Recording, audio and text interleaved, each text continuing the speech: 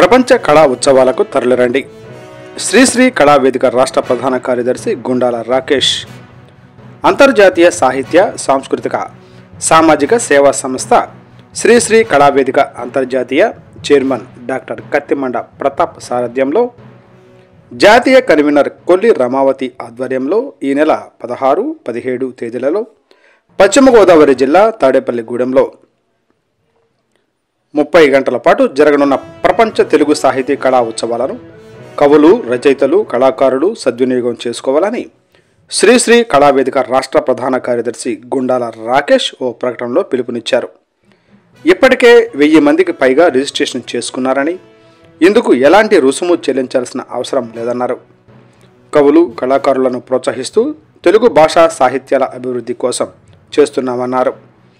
ఉచిత వసతి, భోజన సదుపాయాలు కల్పించి శాలువా, మెమెంటో, సర్టిఫికెట్, పూలదండతో సత్కరించనున్నట్లు తెలిపారు.